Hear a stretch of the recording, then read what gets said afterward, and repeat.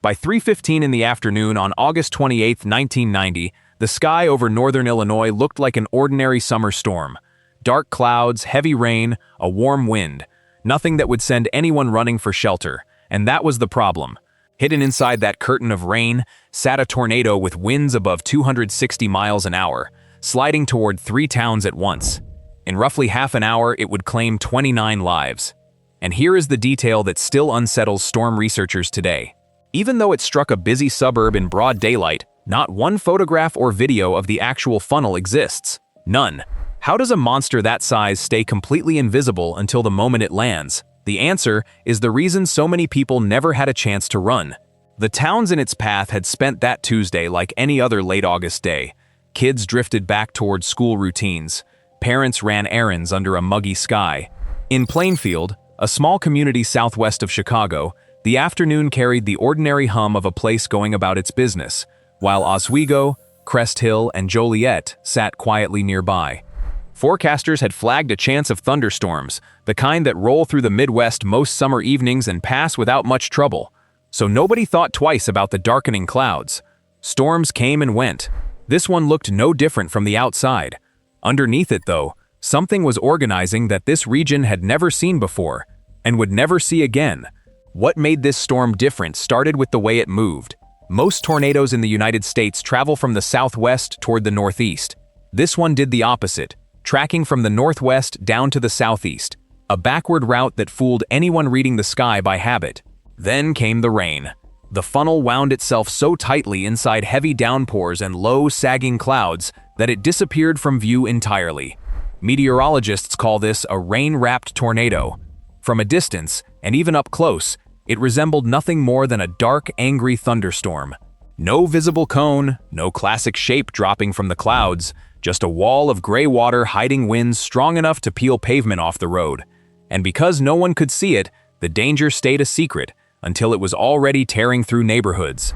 The people below were counting on a system to catch what their eyes could not. That system came up short. The Chicago office of the National Weather Service did not issue a tornado warning until 3:51 that afternoon. By then, the tornado had already lifted back into the clouds, its work finished, and the warning arrived 9 minutes too late to matter. Because no warning went out, local officials never triggered the storm sirens.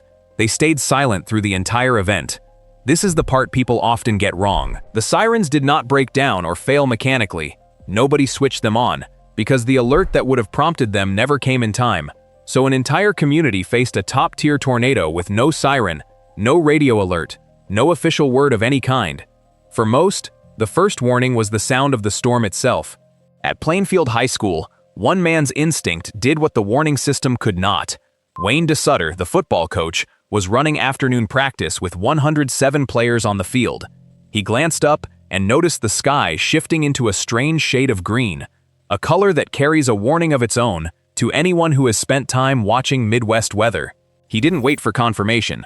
He blew the whistle, ended practice, and herded every one of those boys inside to the school's smaller gymnasium, before they quickly evacuated with the volleyball team to the nearby interior hallways. Minutes later, the tornado reached the school and tore it apart. The structure where those players had just been standing collapsed. Because their coach trusted a feeling and moved fast, more than 100 young men walked away from a building that no longer existed. A single decision, measured in minutes, stood between them and the count of the lost. Inside that same school, another coach felt something she couldn't explain. Kathy Cartwright, who led the girls' volleyball team, was setting up the gym for a match when a sudden physical sensation hit her, like a firm tap on the shoulder from someone who wasn't there. The certainty that something had gone terribly wrong washed over her. Inside that same school, another coach acted quickly. Kathy Cartwright, who led the girls' volleyball team, was setting up the gym for a match when the school's dean sounded an emergency alarm. She immediately ordered her players to get out. They scrambled off the gym floor. Seconds after the last girl cleared the space, the roof of the gymnasium caved in over the exact spot where they had been standing. 2 coaches, 2 gut calls, 2 rooms full of children spared by instinct rather than technology. It was a pattern that repeated across those towns that afternoon, where survival often came down to who happened to look up at the right moment and who trusted what they saw. Not everyone sensed it coming. At 3:20 that afternoon, a junior high school teacher named Rich Latta, who lived in Plainfield, picked up the phone to call his wife Mary, who happened to be the town's mayor. Their conversation was routine, a quick word about the usual thunderstorm warnings drifting across the county, while outside their daughter finished mowing the lawn.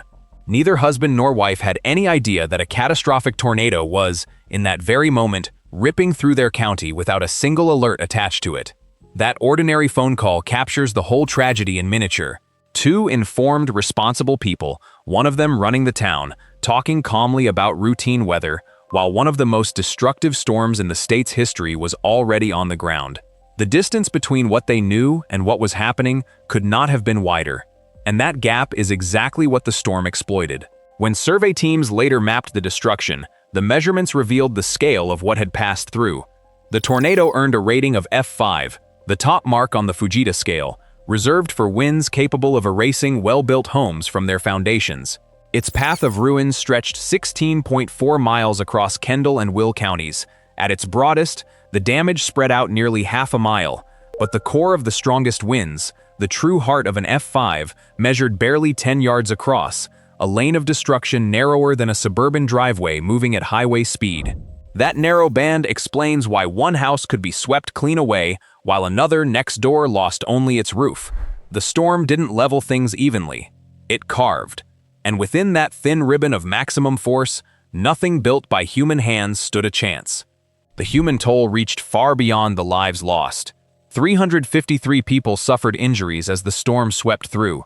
When the winds finally quit, 470 single-family homes had been wiped out completely, with another 1,000 left heavily damaged, roofs gone, walls buckled, families suddenly without shelter. The property loss totaled $165 million in 1990 money, a figure worth more than $380 million today. Roughly 65,000 homes and businesses lost power in an instant. Whole blocks that had appeared ordinary an hour earlier were reduced to splintered wood and scattered belongings. And through all of it, one absence stood out. In an era when cameras were common, and the tornado struck a populated area in daylight, searchers found not one clear photograph or video of the funnel. The rain had concealed it from the first second to the last. To understand a storm that no camera had captured, investigators turned to the damage it left behind. Among them came Dr. Ted Fujita, the meteorologist whose name sits on the very scale used to rate tornadoes. He personally conducted a detailed survey of the disaster zone, studying it from the air and on the ground, reading the wreckage the way others read photographs. By tracing how debris scattered, how trees twisted, and how buildings failed, he reconstructed the tornado's behavior and confirmed its ferocity. His work put a formal stamp on what survivors already knew in their bones. This had been no ordinary summer squall. It was a violent, top-rated tornado that happened to strike in a month when such storms were thought nearly impossible. And that timing would give this event a distinction unlike any other in the country's weather history. Here is where this storm holds a place all its own. It stands as the only officially recorded F5 tornado in United States history to touch down during the month of August, a time of year when the ingredients for such fury rarely line up. It is also the only F5 officially recorded in the state of Illinois since modern record-keeping began in 1950. Those are the records it genuinely owns. This was not, though, the deadliest F5 the country has ever seen. Other tornadoes, in other decades, claimed far more lives. This one stands out for its impossible timing, its hidden approach, and the silence that surrounded its arrival, not for its death count. A maximum-strength storm, in the wrong month, in a state that had never logged one, striking without a word of warning. That combination is why it never faded from memory. For the survivors, the silence demanded an answer. Anger over how long the warning had taken pushed families toward a step no one had tried before. In 1993, 14 victims and family members sued the National Weather Service in federal court, filing under the Federal Tort Claims Act in a case remembered as Bergquist versus the United States National Weather Service. Their argument was blunt. The agency had been negligent, they said, by failing to warn people while there was still time to act. The case eventually was dismissed, and the government prevailed. But its meaning outlived the verdict.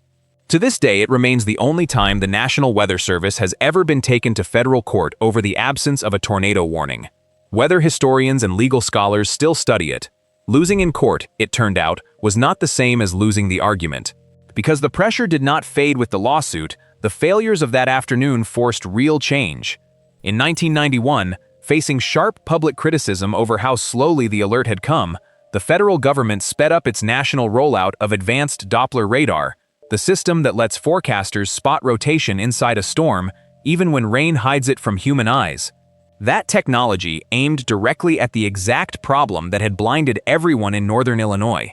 The workload was later divided as well, with a dedicated weather service office set up in Romeoville, Illinois, so a busy region would no longer lean on a single distant office to catch a fast-moving threat. The tools meteorologists now rely on to track hidden tornadoes trace part of their urgency back to what went unseen that day. A disaster no one could watch reshaped how the country watches the sky. In August of 2025, the community gathered to mark 35 years since that afternoon, holding memorial services and reflecting on how a single half-hour rewrote the rules of forecasting and the local policies for sounding an alarm. The rebuilt schools, the restored streets, the families who stayed and started over, all of it carries the quiet weight of what was lost. What lingers most is the idea that a storm this powerful could move through a living, breathing town in the middle of the day and leave behind no image of itself at all, only the ruin and the names of those who never came home. Not the wind speed, not the dollar figure. The sky that afternoon looked ordinary right up until it wasn't. And that is the lesson the survivors carry still. The most dangerous thing is not always the one you can see coming,